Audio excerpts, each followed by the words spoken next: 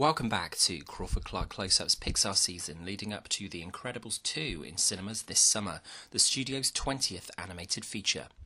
Time now to return to 2015 with the studio's 15th feature and one of the most effective original stories from this decade, Inside Out. 2015 was a milestone year for Pixar for two reasons. The first being that we'd made it to the 20th anniversary since the studio's first feature film, Toy Story. Had it really been 20 years already since that animated masterpiece? Secondly, 2015 would represent the first time in Pixar history that the studio would release two feature films in the same year, separated only by 5 months. 2015 was the year of The Good Dinosaur in the fall, and Inside Out was the big summer release, the 15th Pixar adventure and the most original standalone Pixar film since Up 6 years earlier. We don't begin the film in the traditional way we've come to expect, with the classic When You Wish Upon a Star over the opening studio logos. Instead, we have a simultaneously uplifting and melancholic piano motif from returning Pixar composer Michael Giacchino's score to the film. It's simple but an effective way to draw audiences in. We have another rarity in Pixar here as well, a lead character narrating the beginning of the film for us. The last time this was done was with Remy in Ratatouille. With the actual birth of our protagonist Riley, we also witness the birth of baby Riley's first emotion, joy. There's a glow around all the emotions in Riley's head, but none more so than joy. Memories are separated into short-term and core memories, and the first golden memory, representing joy, is Riley's parents first looking at their baby girl. For Joy and the audience, Riley's mind is an intriguing place, full of colour and wonder, and we get to explore it together.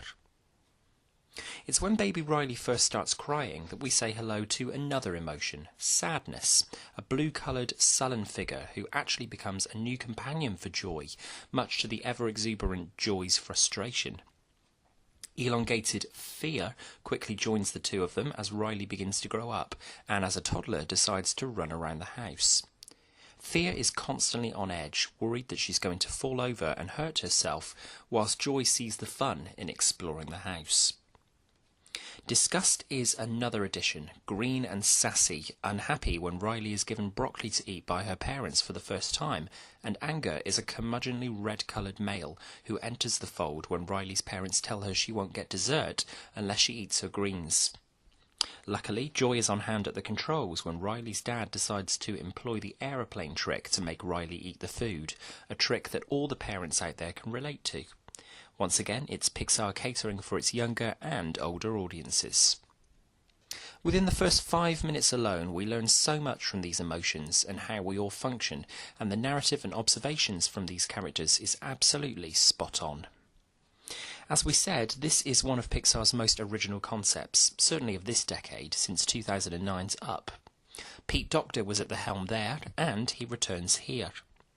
The pitch for the film, according to an interview with Docter in 2015 on the film's release, was to go into areas we haven't before. Docter observed his own daughter Ellie, who incidentally provided the voice for young Ellie in Up, go from an energetic, happy, bouncy kid to a much more sullen, quiet 11-year-old. It made me wonder what was going on in her head. Docter believed that the playground of emotions and the role they play in all of our lives could make for a really cool thing for animation. Joy thinks everything is going perfectly with the bank of happy memories until Riley turns 11 and the problems start and the story proper begins. Riley and her parents move to San Francisco into a house that's not even close to how Riley imagined it to be, and so all the emotions are vocal. The voice cast are excellent once again here. Amy Poehler shines as Joy, a character Docter admits he almost called optimism before he decided to research the concept of emotions. Sadness is brought to life by the superbly talented Phyllis Smith, most famous for her role in the US television remake of The Office. Bill Hader characterises fear, Mindy Kaling is disgust, and Maryland, US-born Lewis Black brings anger to life. As Riley's parents are Diane Lane and Kyle MacLachlan respectively, and 16-year-old newcomer Caitlin Dias is our protagonist, Riley. For Pete Docter and co-director Ronnie Del Carmen, narrowing down the emotions to a core 5 wasn't an easy task. Neither was coming up with the individual looks of said emotions. The easiest to conceive was anger, a fiery red box of a figure, red being the colour of passion, whether for positive or negative connotation. Sadness is a sullen blue figure, always slumped forward with a drawling voice. Disgust is green, the colour of envy and jealousy, and sassy. Fear is tall, thin and clumsy, and joy is like a firework with her bright blue hair and huge emotive eyes. Back to the story, and sadness gets in the way and touches one of Riley's happy memories by accident, turning the golden ball blue and making it irreversible.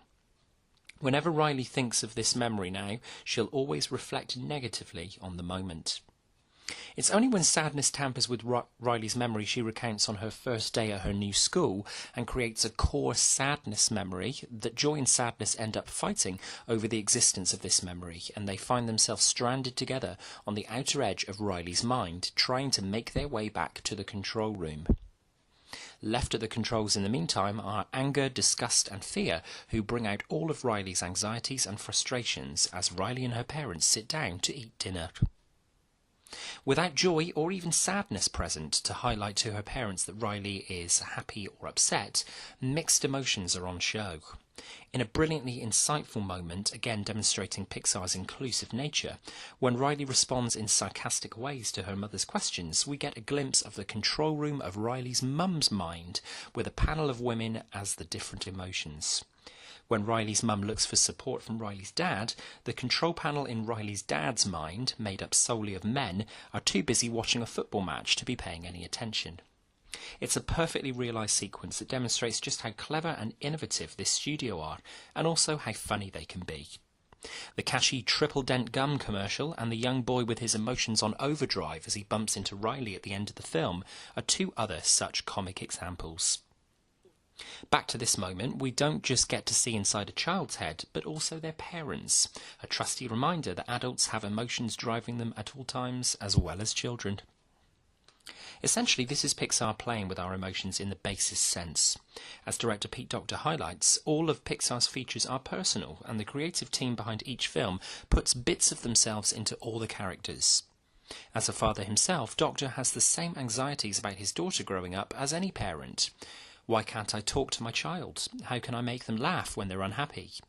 In that respect, Inside Out is probably the most relatable Pixar release to date. As we move further into the story, we're presented with more colourful landscapes as joy and sadness bump into Riley's old imaginary friend Bing Bong, voiced by veteran Richard Kind, who must help them return to HQ whilst navigating their way through Riley's vast mind. There's even a dream productions in Riley's mind where different dreams are written and constructed for her every day, and a literal train of thought that will transport these characters from A to B. Literally no stone has been left unturned by the Pixar creatives as they've created a fully functioning world. At the forefront of Pixar is the importance of character and character development throughout the story. For Joy, it's learning to accept that life isn't always sunshine and roses.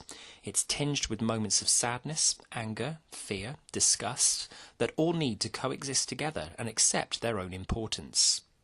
Joy has been quick to chastise sadness for tainting Riley's memories, but there's a genuinely heartfelt moment when sadness comes to the rescue back in the control room and Joy relinquishes control over the control panel.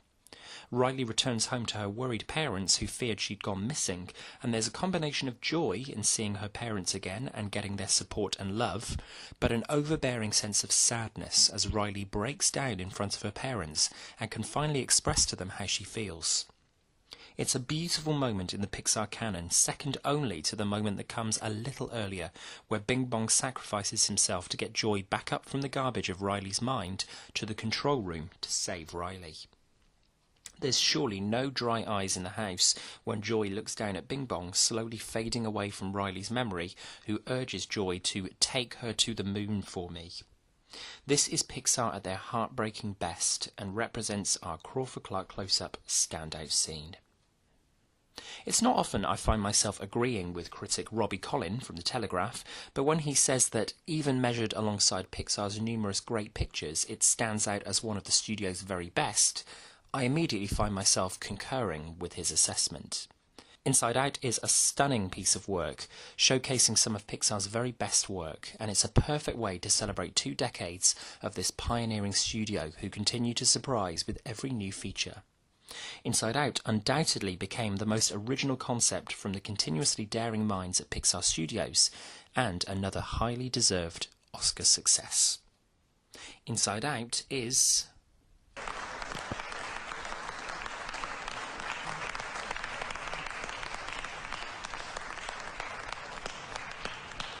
Where does Inside Out sit for you in the Pixar canon? Is it a worthy 20th anniversary feature from the studios? Let us know your thoughts in the comments below, and please subscribe to the channel if you like what you see.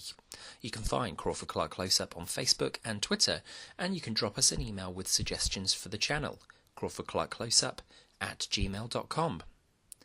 Continuing our Pixar celebration, we turn next to the second Pixar feature from their anniversary year, and their 16th. The Good Dinosaur. Right now though, thanks for watching, and until next time, that's a wrap.